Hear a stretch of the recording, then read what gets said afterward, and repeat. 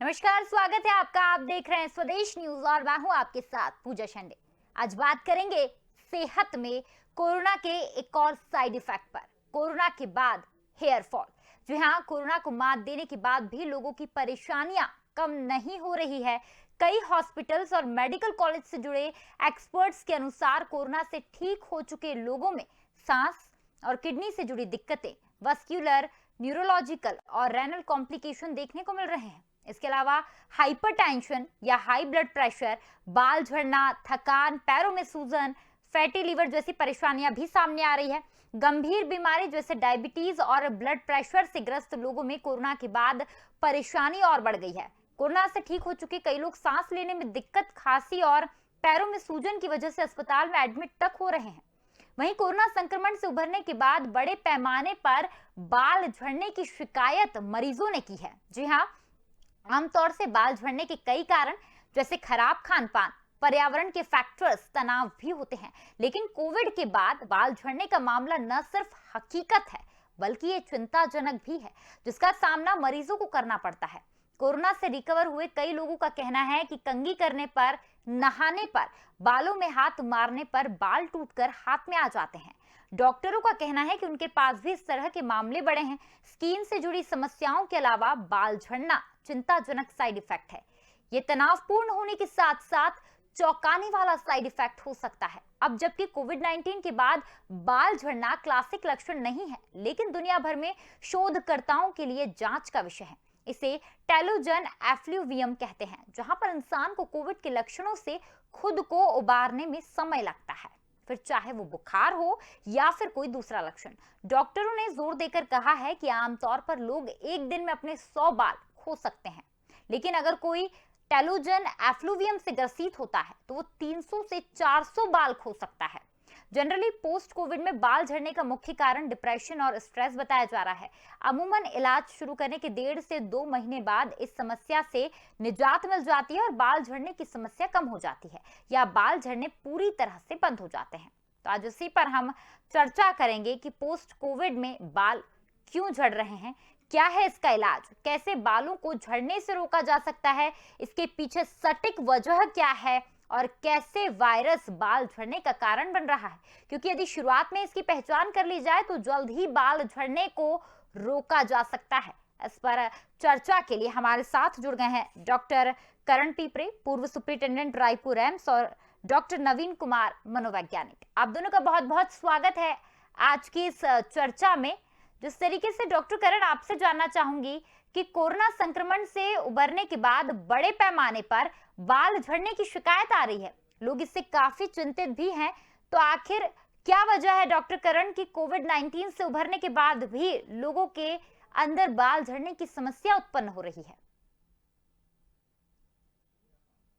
बहुत अच्छा टॉपिक है और ये देखने में आ रहा है। वैसे बाल झड़ने की समस्या तो एक नॉर्मल प्रक्रिया भी है जी। और मैंने देखा है बड़े बड़े साइंटिस्ट जो होते हैं इसी सब्जेक्ट से रिलेटेड तक, उनके भी बाल झड़े होते हैं बिना कोविड वाले। लेकिन जहां तक सभी को मालूम है कि बाल तो एक खूबसूरत बाल गॉड गिफ्ट है, जिनके पास भी होते हैं अच्छे खूबसूरत बाल, लंबे बाल, चाहे महिलाएं हों चाहे जेंट्स हों। और यदि पोस्ट कोविड झड़ रहे हैं तो इसका सीधा सीधा कारण यही है कि जिस प्रकार से अंदर के अंगों में फेफड़े और ब्रेन, लंग्स, गुर्दे, हार्ट, लिवर, पैनक्रियाज और आंखों में और दूसरे जो इन्फेक्शन वायरस के कारण होते हैं, ब्लड वेसल्स में, नर्वस टिश्यूज में और जो ब्रेन होता है वहाँ, और साथ में जो कार्डियक मसल्स हैं, जैसे अभी पुराने अपने लेक्चर्स में हम लोगों ने बताया कि इसमें हार्ट की जो मसल्स हैं वो भी इन्वॉल्व होती हैं। और जो इन्फेक्शन होता है इससे जो सेल्स वगैरह हैं बहुत, उसमें फिजियोलॉजिकल, बायोकेमिकल और उसकी जो बायोकेमिस्ट्री होती है और वो चेंज होती है, डिहाइड्रेट होती है, डेथ होती है उनकी सेल्स की, कोशिकाओं की। तो ठीक इसी प्रकार पोस्ट कोविड के दौरान भी अगर कंघी करते हैं या नहाते हैं या बालों को वो देखते हैं तो गुच्छे निकलते हैं इन्फेक्शन के दौरान। और पोस्ट कोविड जो उसका जो नुकसान हुआ है शरीर में कोविड इन्फेक्शन के कारण जी। वो भी देखने को मिलते हैं।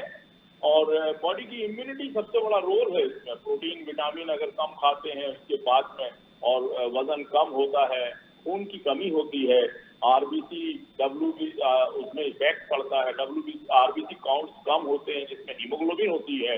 ये साइंस है, ये मानव साइंस है, ये बहुत ही कॉम्प्लेक्स है, जटिल है।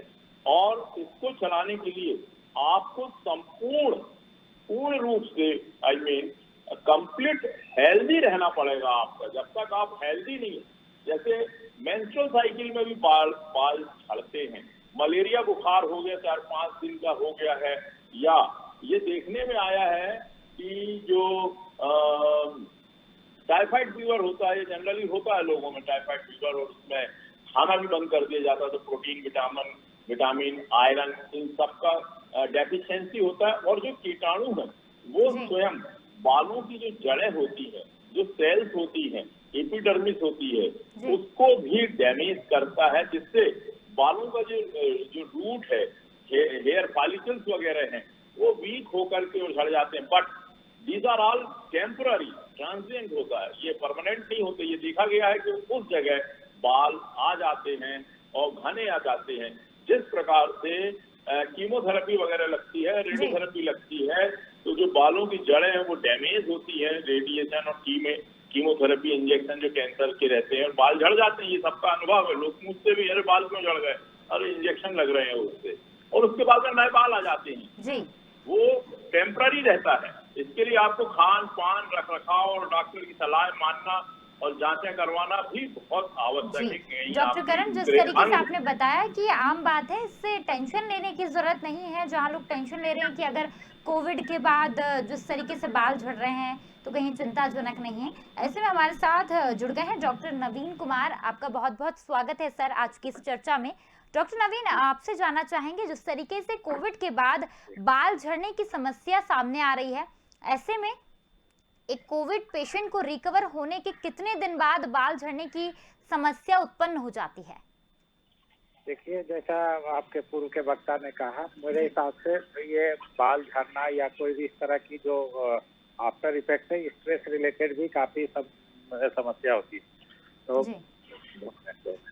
तो आप जो देखें जो लोग कोविड की समस्या से ग्रसित थे या उस पैंडेमिक के दौरान जो उनकी जो दिनचर्या थी, जो लाइफ स्टाइल थी, वो हमेशा भय और डर के वातावरण में, तो ये पूरा जो इम्यून सिस्टम फंक्शनिंग है ओवरऑल आप देखेंगे कि डर से और भय से काफी प्रभावित होती है। और इसका दुष्प्रभाव ऐसा हुआ कि सिर्फ बाल नहीं बल्कि मानसिक समस्याएं भी, कई तरह की शारीरिक समस्याएं भी, और उसी का एक हिस्सा बाल झड़ना भी हो सकता है। परंतु मैं इसका विशेषज्ञ नहीं हूँ, इसलिए मैं इस पर कोई अपनी प्रतिक्रिया देना मेरे लिए उचित नहीं होगा। परंतु मेरे हिसाब से स्ट्रेस बहुत सारे समस्याओं का एक मौलिक कारण होता है, और कोई भी बीमारी हो आपके इम्यून सिस्टम और हैप्पीनेस इंडेक्स से काफी प्रभावित होती है। तो ये जो डर का वातावरण काफी लंबे समय तक चलता रहा, तो लोग घरों में बंद रहे, उनका फिजिकल एक्टिविटी बंद हो गया, और हमेशा जीने और नहीं जीने के बीच की जो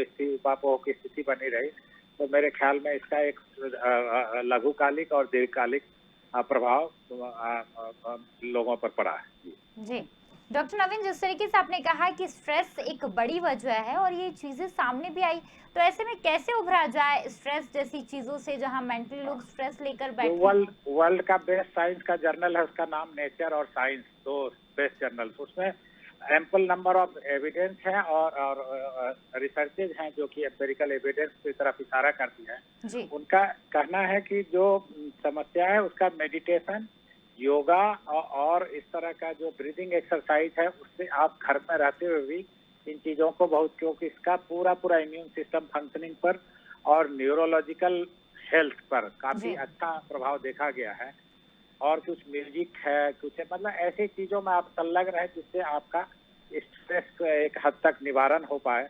और आप अपने के एक्टिविटीज को पॉजिटिव तरीके से यदि सुचारू रखें तो मेरे ख्याल में इससे बचा। पर एक जो एकदम फंडामेंटल फैक्ट है वो योगा और मेडिटेशन, ये निश्चित रूप से प्रभावी होगा irrespective of your conditions of physical health. जी ओके नवीन जी, इसका मतलब कि अगर आप खुश रहेंगे, स्ट्रेस से दूर रहेंगे तो आपके अंदर बाल झड़ने की समस्या कम हो जाएगी।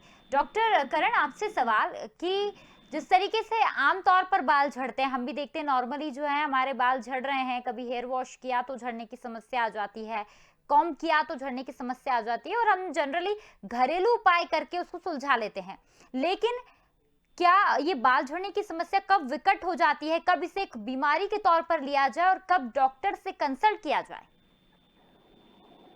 जब भी आपके जो बालों का झड़ना शुरू होता है, देखिए बालों के जो झड़ने की जो फेज होती है वो तीन प्रकार के तीन फेजेस हैं। एक को एनाजेन कहते हैं।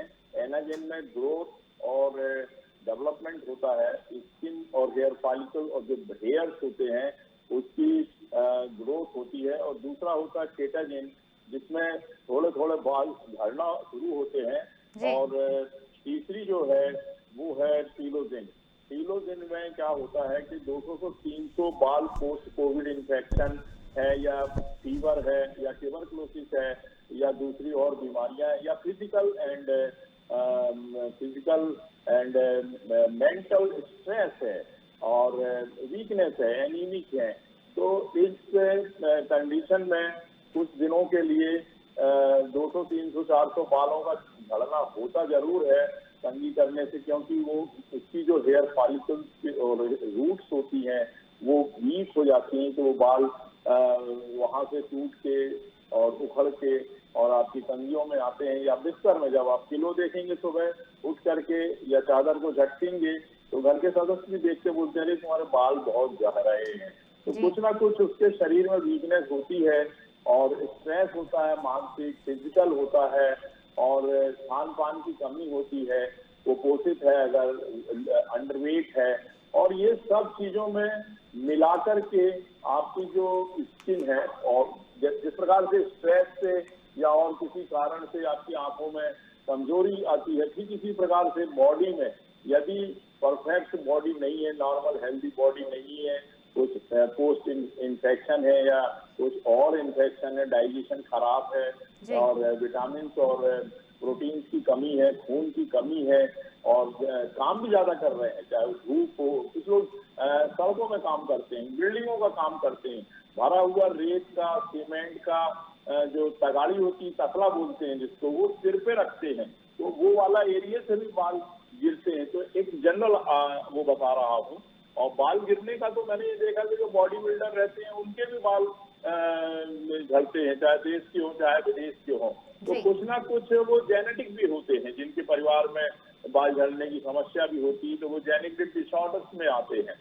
लेकिन मैं समझता हूँ कि यदि इस प्रकार से पोस्ट कोविड है और या अपन जनरल टॉक करें कि बाल झड़ रहे हैं, तो सबसे पहले वो डॉक्टर को दिखाना बहुत जरूर है।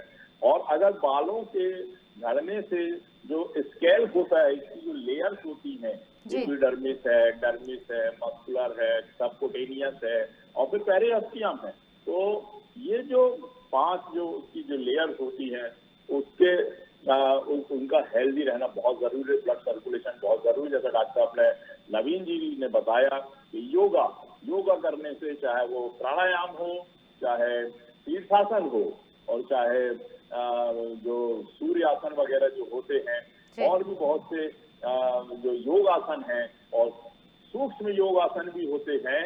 और जैसे डॉक्टर योगी महर्षि महेश योगी, डॉक्टर धीरेन्द्र ब्रह्मचारी, मिस्टर रामदेव, ये सभी इस समय, और अब तो स्कूल कॉलेज में और मोहल्ले में और जो कॉलोनियां रहती हैं, जो गार्डन होते हैं, वहाँ भी योग की क्लासेस शुरू हो गई हैं स्वस्थ रहने के लिए।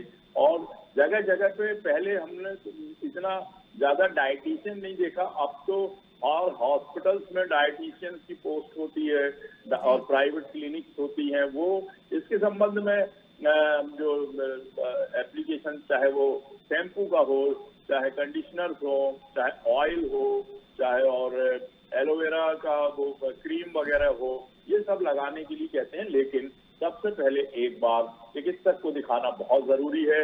यदि चिकित्सक उसका विशेषज्ञ है तो बहुत ही अच्छा है, तो उसके साथ में अपनी जांचें चिकित्सक के गाइडेंस के अनुसार खून की जांच है, शुगर की है, ब्लड प्रेशर की है, स्ट्रेस की है, मनोरोग चिकित्सक से बहुत जरूरी है दिखाना। कहीं ऐसा तो नहीं कि आपको मानसिक तनाव होता है और साथ में आपकी जो फिजियोलॉजी है वो डिस्टर्ब होती है उसके कारण।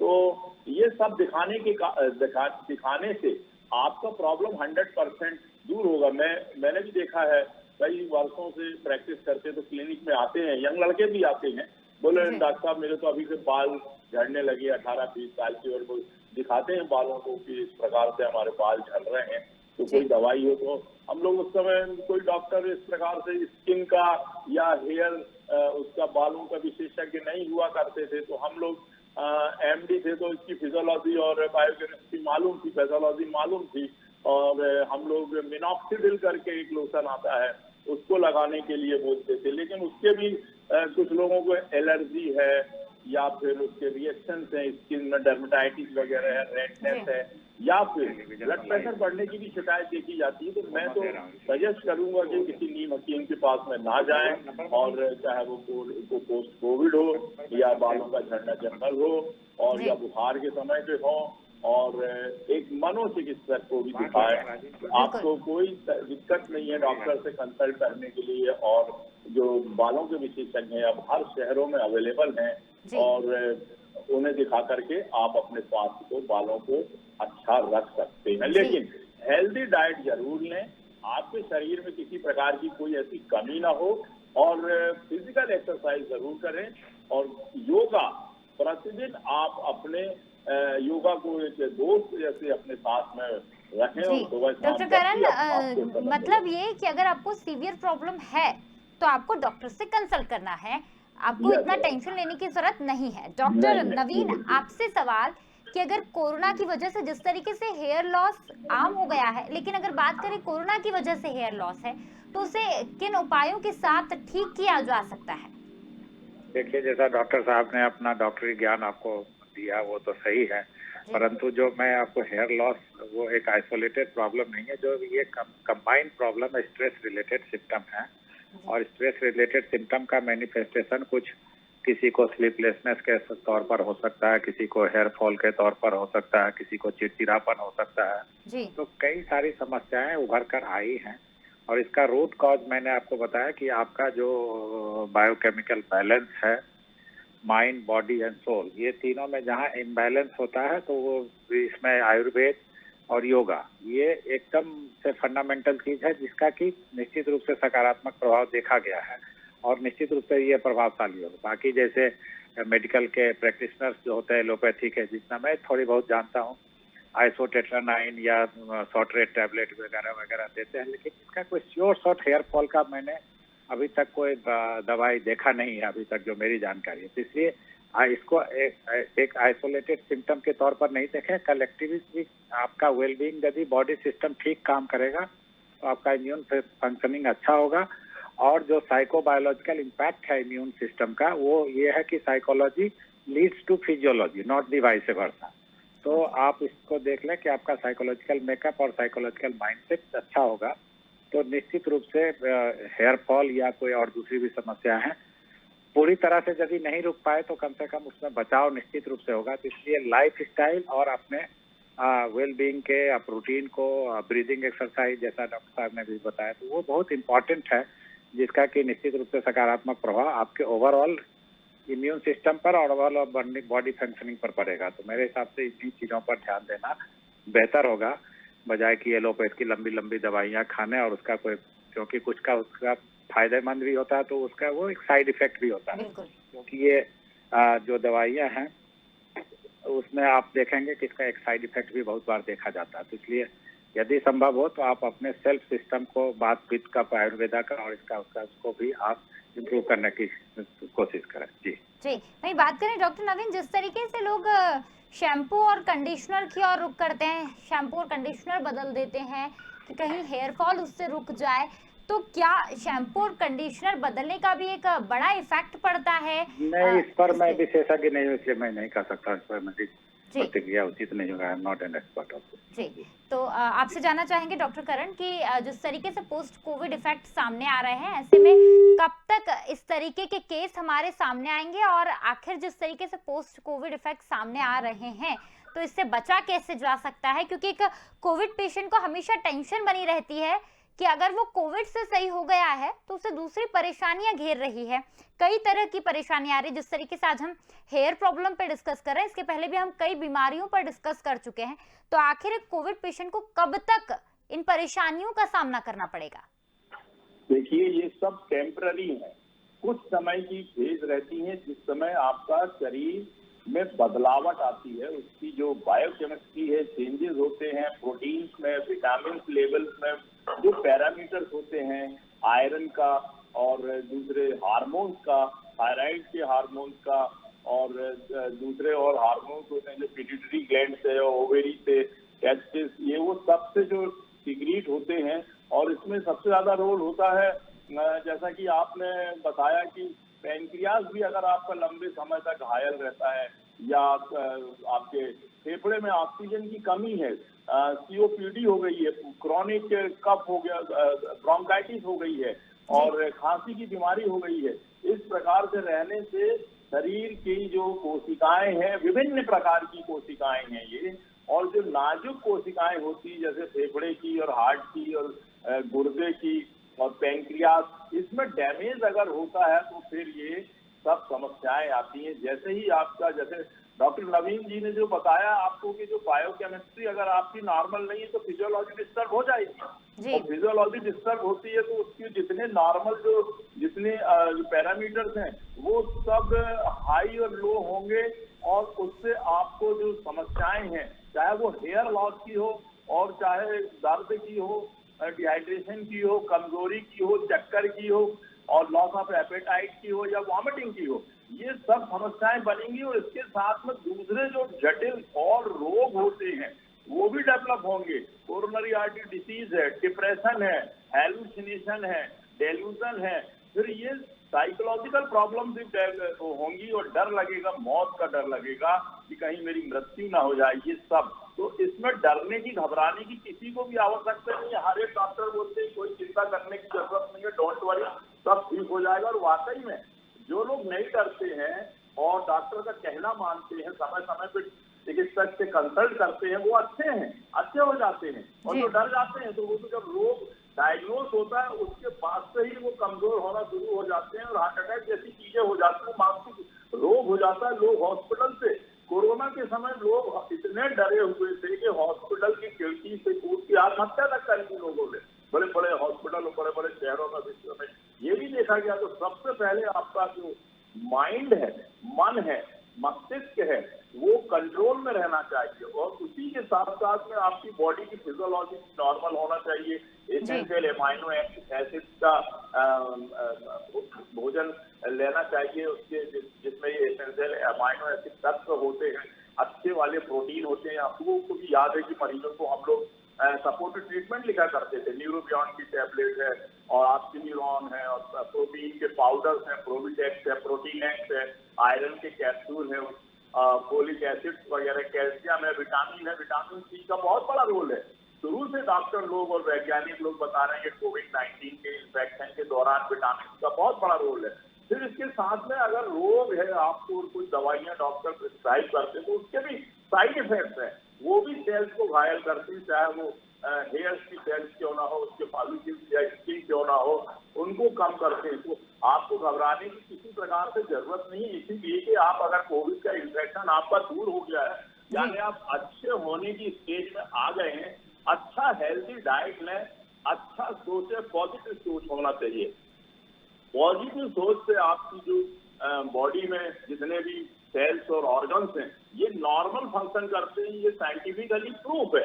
उसके बाद में अच्छा डाइट लेंगे, यानी कि आपका जो डेली रिक्वायरमेंट है, चाहे प्रोटीन, विटामिन, फैट और कैल्शियम और विटामिन दूसरे उसका है, आयरन का है, ये अगर लेंगे तो आपका जो ग्रोथ एंड डेवलपमेंट और बॉडी की फिजियोलॉजी नॉर्मल होगी।